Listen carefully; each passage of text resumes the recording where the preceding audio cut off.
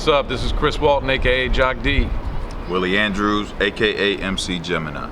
And we're here at the new 2011 style Cut It Up Def Studios, aka Poco Loco headquarters. And this is actually the first time me and Gemini hung in 20 years since the formation of the original Cut It Up Def. Right. What you been doing, brother? Good to see you, man. Man, married, kids, you know what I'm saying? Same thing, man, but still had love for music, man. So when you asked me to come back down, man, I'm here. Just so we let y'all know, in conjunction with this movie me and Alex are doing, we're also releasing Miami Bass Jams Volume 2.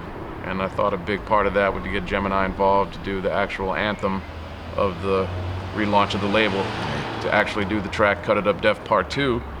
So that's what we're doing tonight, and getting ready to get in the studio and drop some of these tracks. Hey man, I'm glad to be back, dude. You know what I'm saying? Glad to have you back.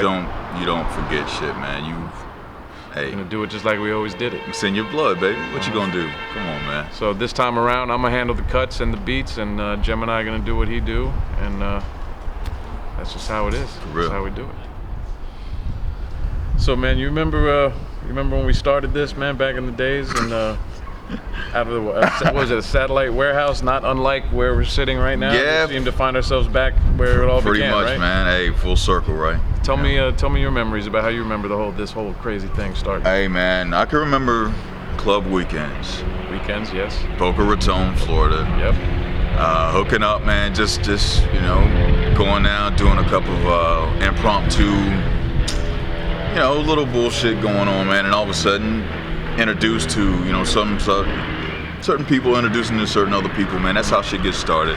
Yo, man, I got this boy I want you to meet, Jock D, man. He's a bad motherfucker, man. You know what I'm saying? So I was like, all right, man, we down. Let's go. Well, back then, everybody was hanging with somebody. It was like, no matter where you could go, Cooley C was hanging out with someone that was hanging out with you, or me, hanging out with DJ Eddie B, hanging out with KJ, and all these other dudes. So people don't realize just how small that this scene is. But I tell you what I remember the most, how becoming a part of this was before it was the Fun House. There was a club called TJ's, or EJ's or something like that, and they were having a DJ contest to see who was going to be the resident DJ. RJ's. One of them J's. RJ's. There was a club called RJ's that you know, they were trying to find a DJ. And, so they had a contest, and it was me, Jimbo, aka Jealous J, Jim Johnson, Techno Scratch, Eddie B, all these DJs, and I ended up winning.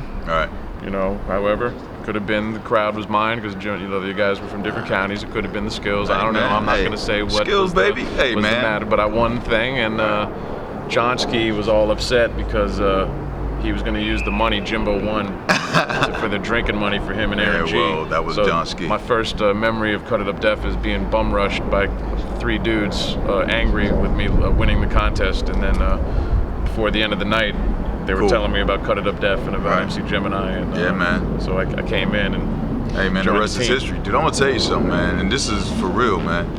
When we first got started, man, no lie, I mean, with who we got started with, I'm not naming names or nothing like that, man, but when we first got started, dude, nobody had an idea of how large this thing was gonna be, for real. We was just having fun. And just kids making music and enjoying it, man, and for the love of it, man. It wasn't, you know, for the money, no nothing, man. It was pure. You know what I'm saying? And that was the fun thing about it, man. And that's how it is now. When it starts becoming a business, dude, that's when it starts becoming, you know, something that you can't relate to. Well, you know? Fortunately, we can't escape that, and I guess money nowadays is something you don't have to worry about because nobody's really making money in the music business now. So now you gotta love it to do it. But you're still doing it though, right? For what? That's why we're still doing it. For the love of it, baby.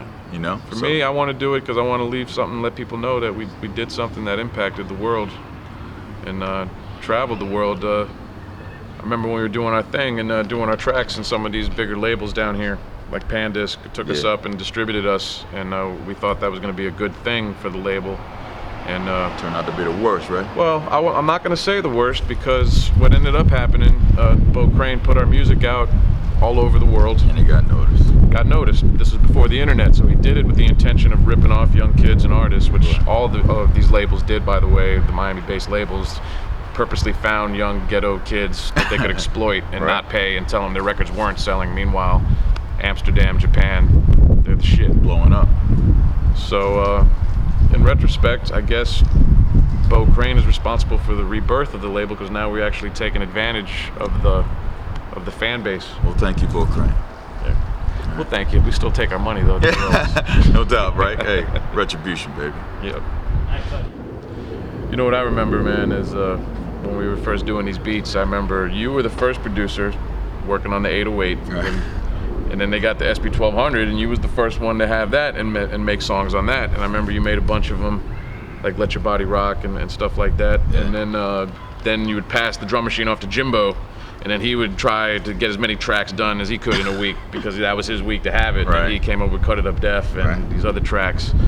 And then you guys were the ones first. I was the third wheel, so I had to wait for my turn to get the drum machine. And when I get the drum machine for a week, try to do as many tracks as I can. Hey man, I was the oldest, man. You know what I'm saying? Mm-hmm. So yeah. And then it got to a point where we used to pass beats off to each other, and like Jimbo would do a beat, I would do a breakdown, and you would do some other patterns. And I think that had a lot to do with some of these records doing as good as they did. Yeah, man, it was a competition, man. You know, we were brothers, but yeah, we wanted to outdo each other. You know what I'm saying? So I mean, that's love, man. You know, and it helped make us better artists, you know what I'm saying? You know that.